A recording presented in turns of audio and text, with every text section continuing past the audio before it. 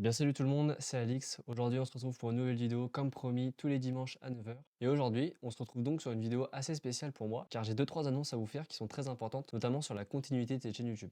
Car en effet, après réflexion, débat, mais également échange, je me suis rendu compte que certains points étaient plutôt compliqués, pas forcément en raccord avec les réalités. Et donc il va y avoir quelques changements concernant cette chaîne YouTube et également la création de contenu qu'il va y avoir autour.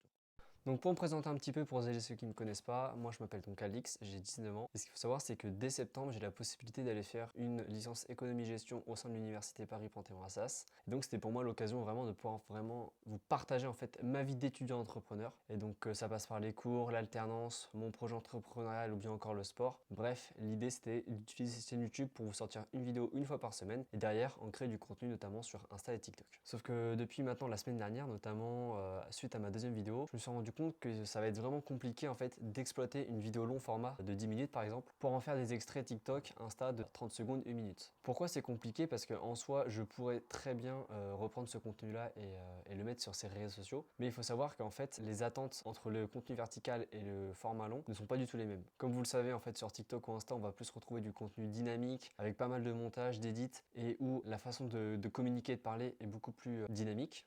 Alors que sur du format long comme YouTube, comme celui qu'on fait aujourd'hui, en fait on est sur un format qui est beaucoup plus posé, beaucoup plus chill, et donc c'est difficile de reprendre ce type de contenu pour l'adapter sur TikTok. Parce qu'en fait l'idée de base, elle était là, c'était vraiment que cette chaîne YouTube puisse me permettre de faire le vrai building public autour de mon projet d'étudiant entrepreneur, pour ensuite en mettre des extraits à travers les réseaux sociaux, notamment Instagram et TikTok. Et derrière, ça pouvait me mettre en avant en fait ma chaîne YouTube pour ensuite gagner des abonnés et donc créer une communauté. Parce que ce qu'il faut savoir, c'est que c'est assez compliqué en fait de vraiment percer sur YouTube. L'algorithme est peut-être un peu plus compliqué que sur TikTok ou Insta. Et donc pour moi, Insta et TikTok, c'était vraiment le lieu où je pouvais vraiment aller chercher et acquérir des nouveaux utilisateurs. Donc comme je disais, après une bonne réflexion, je me suis rendu compte que c'était compliqué. Et donc ce que j'ai fait, c'est que j'ai noté un petit peu tous les points de friction que j'avais pu rencontrer en fait sur comment pouvoir adapter du format long à du contenu verticaux. Et donc derrière, je me suis dit qu'il fallait absolument que je change un petit peu la façon dont il fallait faire les vidéos à travers cette chaîne YouTube, plus en général à travers mes réseaux sociaux. Donc ce que j'ai fait, comme chaque semaine, j'ai fait un petit call avec Karim, du coup mon associé à travers notre projet entrepreneurial. Et étant donné que lui il a beaucoup plus d'expérience autour de la création de contenu à travers son compte Insta de Running,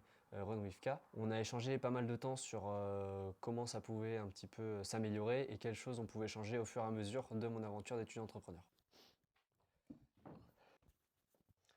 Donc du coup mon micro il est un petit peu coupé, donc le plan a peut-être un petit peu changé, également la météo, mais on va continuer. Donc comme je disais, j'ai effectivement fait un call avec Karim et en fait on a un petit peu échangé sur tout ce qu'il savait autour du monde de la création de contenu. Et en fait effectivement le format long ça sera pas vraiment le plus adapté, notamment autour du format vertical sur Insta et TikTok. Pourquoi? Parce qu'en fait on est sur des sujets où les caractéristiques en fait sont totalement différentes. Sur Insta et TikTok par exemple on va être du coup sur un format vertical où il va y avoir beaucoup plus de montage pour avoir une vidéo beaucoup plus dynamique de 30 secondes à 1 minute. Alors que le format long, on est sur un format qui est vraiment beaucoup plus posé, beaucoup plus calme, chill. Et donc ça, c'est assez compliqué. Et donc du coup, l'idée, je lui ai demandé, écoute Karim, qu'est-ce qu'on fait concrètement pour créer vraiment du contenu qui soit pertinent, impactant et surtout aller chercher de la communauté. Parce que l'objectif principal et le premier objectif en fait du coup de la création de contenu qu'on fait ensemble, c'est créer une communauté. Et une communauté, ça passe par des abonnés. Et pour gagner des abonnés, il y a plusieurs moyens. Mais si moi je veux vraiment avoir une progression plutôt rapide et pas attendre 1 an, 2 ans, voire 3 pour avoir une communauté qui me paraît satisfaisante, il faut trouver une stratégie pour qu'on en ait une assez rapidement. Et donc ce que me disait Karim, c'est qu'en fait, il y en a bien une qui est celle autour du divertissement. Aujourd'hui, sur les réseaux sociaux, notamment TikTok, Instagram, c'est le divertissement qui va primer, car c'est ce qui marche le mieux en termes de vues, de likes, mais également d'abonnés. Pourquoi? Parce que les gens, en fait, ça les fait rire. Il y a aussi ce côté créatif et du coup, on peut sortir du lot et avoir son propre contenu. Et ça permet aussi surtout de s'ouvrir en fait autour du sujet d'entrepreneuriat et des startups, parce que ça parle pas forcément à tout le monde, mais si on l'aborde avec une approche humoristique ou divertissante, en fait, on ouvre beaucoup plus de portes. Donc quand Karim m'a dit ça, en fait, j'ai pas fermé forcément la porte, mais j'avais du mal à me projeter autour de la vision et surtout de comment en fait je pouvais créer du contenu divertissant tout en ayant une image qui soit toujours propre, correcte et assez crédible pour la suite de mes projets. Et donc j'essaie de réfléchir un petit peu en fait à différents créateurs de contenu autour de sujets spécifiques, notamment soit autour des startups, de l'entrepreneuriat ou bien même encore de la finance. Et en fait, l'idée qui m'est revenue, c'est celui de Zark Finance. Alors si vous ne connaissez pas, il est plus communément appelé Pierre Chartier. Donc Pierre Chartier, si vous voulez, en fait, il va créer du contenu avec un personnage autour du monde de la finance et des ingénieurs. Et en fait, il va reprendre en fait tous les clichés qu'il va y avoir autour de ça et il va beaucoup l'accentuer en fait pour que ça soit vraiment drôle. Donc ça soit par une façon de parler, un filtre, une façon de s'habiller également, de rire, de parler. Bref, en fait, il crée vraiment un personnage autour du monde de la finance pour ensuite derrière l'utiliser pour en faire du création de contenu de manière assez divertissante.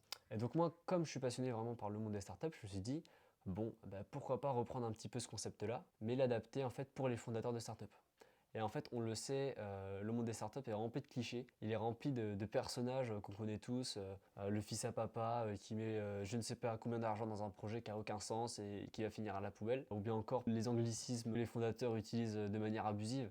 Bref, beaucoup de choses qu'on peut créer en fait autour du fondateur de startup en reprenant vraiment les clichés et en créant un personnage. Et je me suis dit que ça pouvait être une plutôt bonne approche en fait pour créer du contenu divertissant tout en restant en fait dans la lignée du monde des startups et de l'entrepreneuriat. Donc bien évidemment, il y a toute cette réflexion autour de l'identité, de la marque, du personnage qu'il faudra que je crée moi durant la semaine, et aussi la suite qu'on donne du coup à travers mon personal branding aussi, parce que c'est une chose importante. Mais je pense qu'il faut qu'on fasse une sorte de 50-50 où on va se partager en fait le contenu de divertissement et également un contenu un peu plus pro pour que ça soit correct. Mais il faut aussi avoir une vision long terme.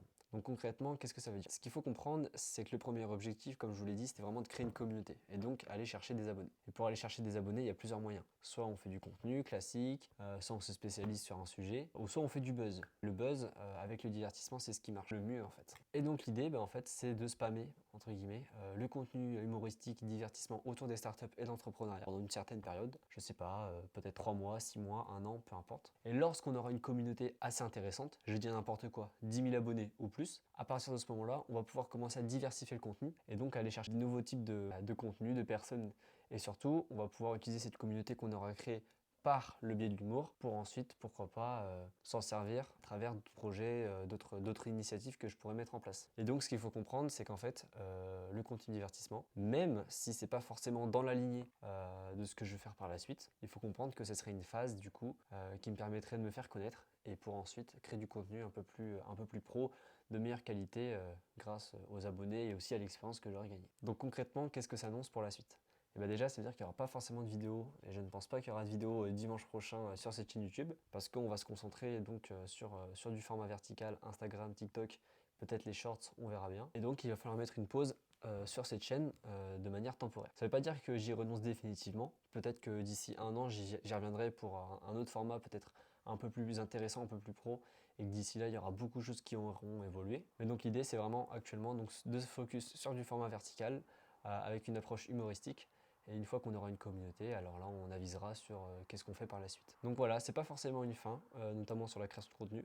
C'est juste qu'on va ouvrir d'autres portes et en fermer d'autres. Et donc pour moi, c'est aussi du changement, nouvelle stratégie et comment je vais m'y adapter. Il faut savoir que je pense que la clé d'un bon entrepreneur, c'est être flexible en fait. C'est comment s'adapter de manière rapidement, assez souple et vraiment être capable d'évoluer en fonction des retours et de l'expérience de chacun. Donc pour conclure, ça sera la fin du coup de cette chaîne YouTube, du moins de manière temporaire, pour switcher vers du contenu vertical, notamment Instagram et TikTok. J'ai pas encore réfléchi en fait au pseudonyme, à l'identité que vont avoir ces comptes. Il faut que je retravaille un petit peu tout ça, parce que je veux pas associer à 100% mon nom, prénom autour de ça, mais en même temps donner quelques indices pour comprendre que ça reste ma personne. Donc il va falloir que je réfléchisse à tout ça. Donc je vais pas forcément pouvoir vous dire comment suivre tel compte ou tel compte, puisque ça va changer et même s'il y a déjà un compte qui existe qui s'appelle Alix Roy comme cette chaîne YouTube, il va y avoir des modifications qui vont être faites dessus, notamment autour du branding. Je tiens également à remercier en fait tous celles et ceux qui commentent, qui me suivent. C'est vraiment gentil de votre part et donner de votre temps aussi. Donc là je commence tout juste, donc je sais que c'est pas forcément la meilleure chose à regarder pour vous, mais vos commentaires, vos likes, ça m'aide toujours et ça me motive à continuer. Donc là, même si on va changer complètement en fait de stratégie par la suite, je pense que vous serez les premiers à être abonnés à cette chaîne YouTube et je suis sûr que par la suite, il va y avoir du contenu à travers celle-ci et que ça va être tout intéressant pour vous que pour moi. Donc voilà, ce qu'il faut retenir, c'est oui, effectivement, j'ai peut-être fait une première erreur qui était celle-ci, de se baser sur du contenu YouTube, mais c'est pas grave, on apprend avec l'expérience, avec les retours, etc. Et oui, l'idée principale, c'était de créer une communauté. Certes, j'aurais pu en avoir une à travers du format long YouTube, mais la question, ça aurait été à partir de combien de temps j'aurais eu des nombres assez intéressants. Et pour moi, le futur de la création de contenu, c'est TikTok et Instagram. Et donc, autant se mettre dessus à 200%, exploiter à fond tout ça. Et une fois qu'on aura peut-être 10, 20, 30, 50 000 abonnés, pourquoi pas reprendre une chaîne YouTube pour des formats plus longs comme des vlogs, des interviews, des choses comme ça. Donc voilà l'équipe, je vous remercie beaucoup. Et sur ce, je vous souhaite une bonne soirée. N'hésitez pas à vous abonner. Et puis ciao ciao.